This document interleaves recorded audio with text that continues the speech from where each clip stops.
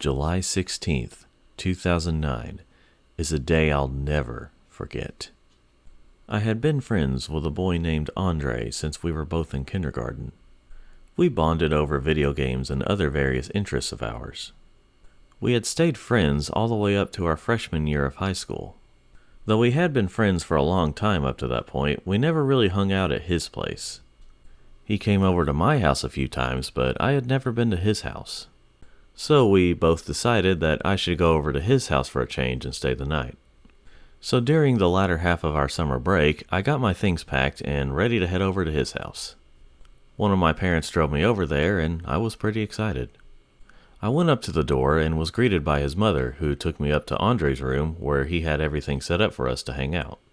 I brought my Xbox 360 since he didn't have one at the time, and for the next few hours, we played a few games. Whenever it was dark outside, Andre suggested we go outside and explore in the dark. I was hesitant at first, but I figured he knew what to do and where to go. It was his house and his yard after all. So we head outside with our flashlights and start going around his family's property. Eventually, we found a place to hang out. Not too long after that, Andre's sister came to hang out with us too. We all started chatting about life and our various interests. At some point, we heard some dogs in one of the neighbors' yards. I chuckled a little bit about the joke about us waking up the dogs, but I stopped when I looked at Andre and his sister. They were somewhat frozen looking. I wasn't sure what was going on, so I asked what was up.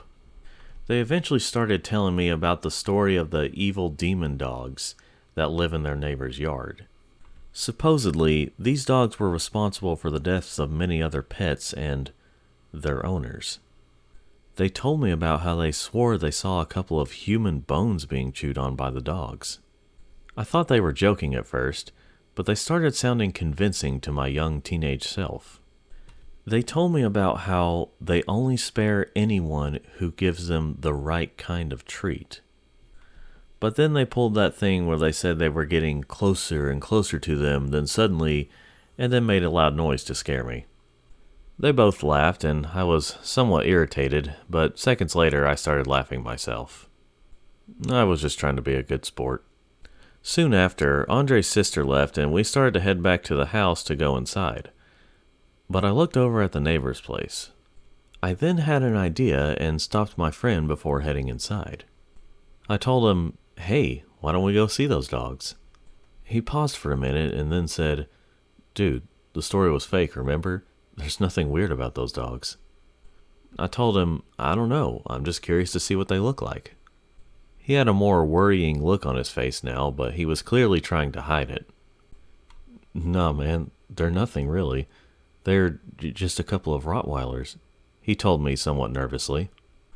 I was chuckling a little bit and told him, "Well, if the story's not real, then why don't we head over to see them?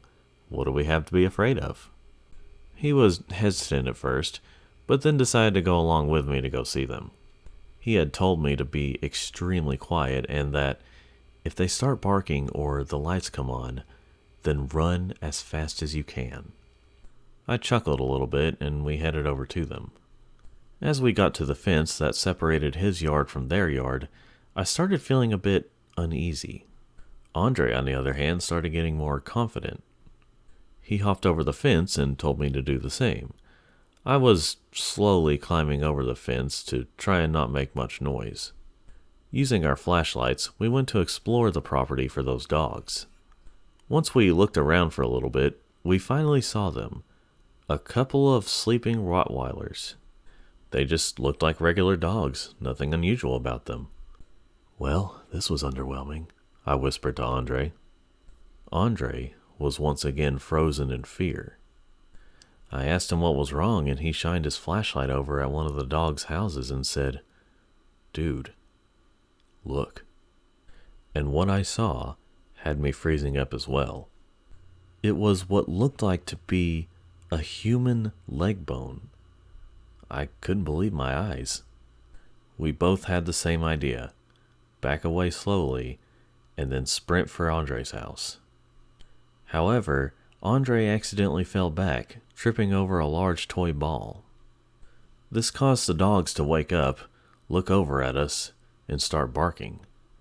Just as they were doing that, the lights came on. Now that we could see them awake and in full view of the lights, they didn't look like the normal dogs we saw sleeping. They had some of the most terrifying faces I had ever seen on any dog. Their eyes were blood red and their jaws looked like they were somewhat split open, and they had way more teeth than a regular dog should have. I tried to help Andre up, but the dog started charging at us. In a panic, I just ran. I jumped the fence as fast as I possibly could. I heard Andre yelling for me, but then just yelled out in pain. I looked back and saw the dogs dragging him into their house through a really big doggy door. I couldn't hear Andre after that. I was so shocked I didn't know what to do. I just ran back to the place we hung out in before doing this whole thing. I just laid there for a while, trying to process everything. I stayed awake the entire time. It was about 7 or 8 in the morning when I heard the door to Andre's house open up. I could hear his dad saying, "Boys, breakfast will be ready soon." I never really thought about why they didn't come looking for us all night. I emerged and was walking towards him. He said to me, "Hey bud, is Andre still in the tent?" I realized that they thought we decided to go camping outside last night. I didn't know what to say, so I told him, yeah, he's still asleep." He just told me to go tell him to wake up for breakfast. I told him I would.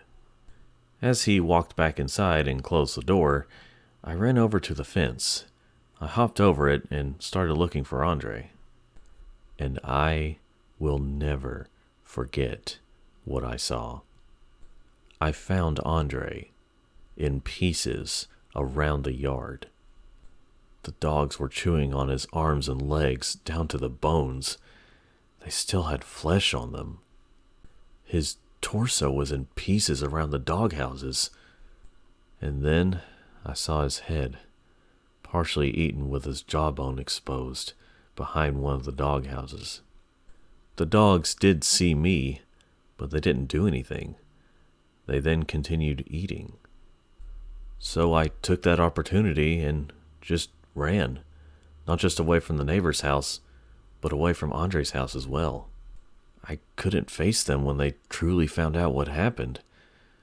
I never looked back. And that's the story, at least the short version of it, from 15 years ago. I left out some details here and there, but I just had to write this story before I take my leave to a special crowd of people behind a special window. But I will end what I'm writing with this.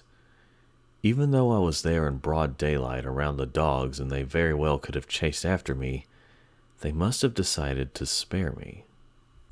After all, they do spare those who give them the right kind of treat.